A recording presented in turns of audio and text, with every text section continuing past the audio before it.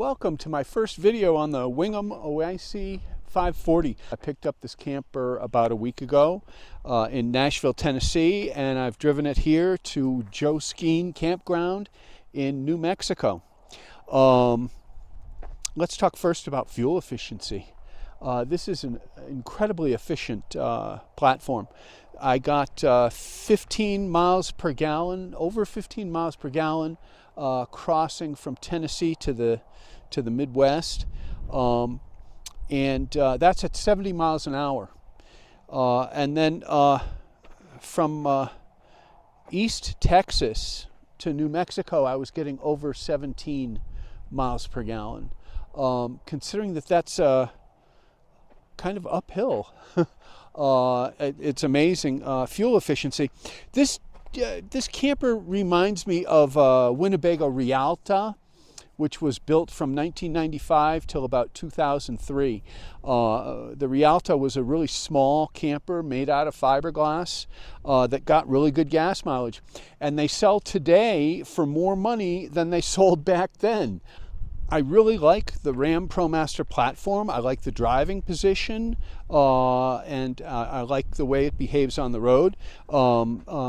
It's not...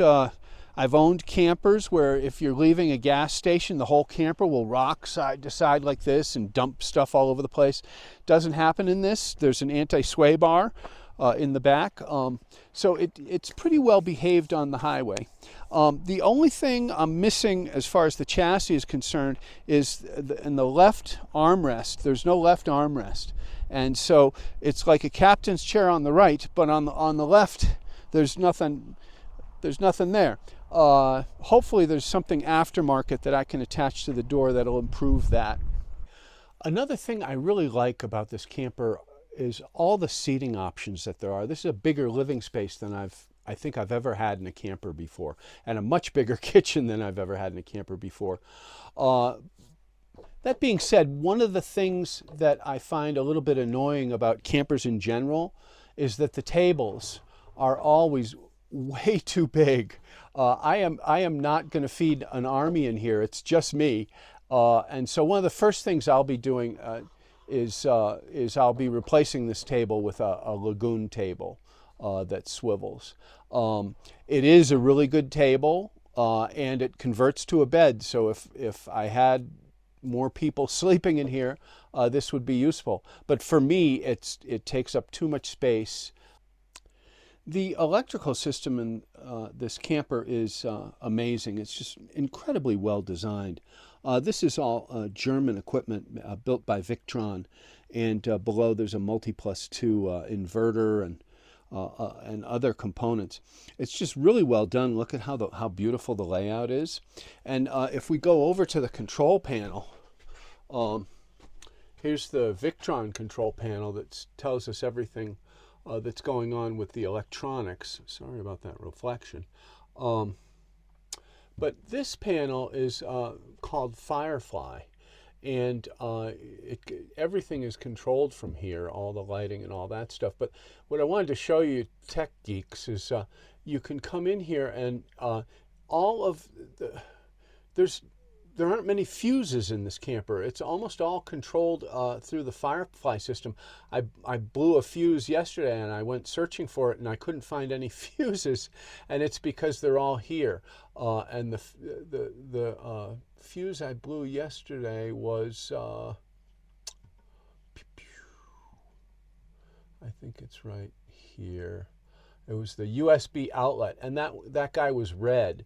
And so I was able to reset it right through Firefly, which it's a really well-designed electrical system.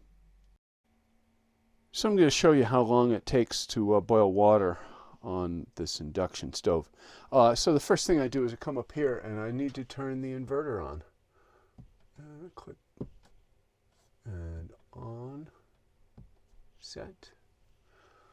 And now it's going to turn the inverter on so I can use the stove and put my water in. And I have a timer here set up. Start, turn the stove on.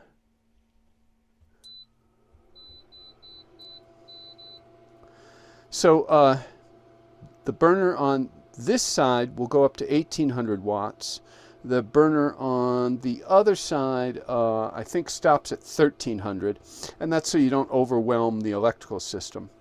And so this is an induction stove, and so it only works with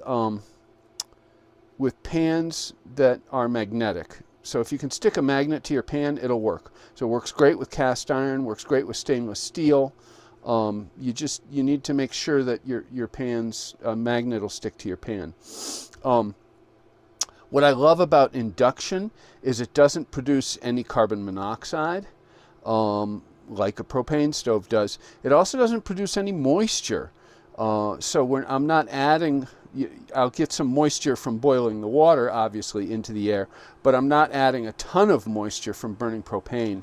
The other thing is that if I had my window open, if this were a propane stove, it could take 3 times, just a slight amount of wind from the window could cause my cooking time to increase by like 3 times easily. Sometimes even more if there's a strong breeze, because that flame won't hit the pan. You can see we're already simmering. And here comes the boil. So this is another nice thing about induction, is it's so fast. It's just amazingly fast. And we are now boiling, so I can turn this off. And then I'm going to come up here. That was about 1.5 minutes. I'm going to come up here and I'm going to turn the inverter off. And so induction uses a lot of electricity, but it cooks very fast. So you're not using a lot of electricity for very long. The heating system is Truma Combi, and it's located under the front-facing seat at the dinette. And this is the Truma Combi right here. And it's incredibly quiet. I don't understand how they engineered a blower that works as quietly as this does, but it's not waking me up at all at night. And in fact, you can barely hear it.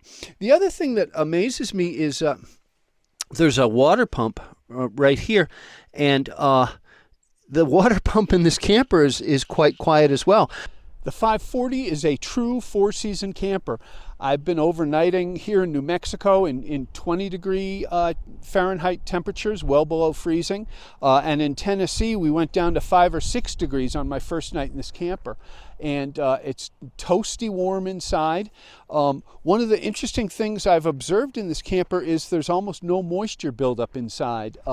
If you winter camp much, you'll be very aware that moisture is a big problem. Because there's little moisture buildup inside the camper, mold is not an issue. So we don't have to worry about mold. I don't have to air out the camper every 3 days to try and get it dry again. So there are a couple of switches that are in weird positions that are really important. Like too important to be this easy to press. And this switch turns off the electrical in the camper, the whole electrical. And I sure wish it was like hidden back in here or even over here or something like that, so it wouldn't be so easy to press. This is another switch that turns everything off, and it's behind the driver's seat. And I bumped that the first night. That also turns off the power to the whole camper, but that's a much better place for a switch like that. I am really impressed with the engineering in this camper. The quality inside is outstanding. Just the way systems integrate and the way they work. I think you've seen some of that in this video already with the electrical system. It's just designed to be a great camper to live in. I mentioned the Winnebago Rialta at the beginning of this video because it was really innovative. This camper is also innovative, but I suspect this camper takes it to the next level. I think this camper is almost disruptive. Because of the design, because of how compact it is, because of the fuel efficiency, and how functional it is inside, it's really been well thought out. You know, I had a couple of issues that I'm could be perfected. But overall, I am really impressed with this camper, and I suspect they're going to be sought out in the United States, but also probably around the world. I hope you enjoyed this video.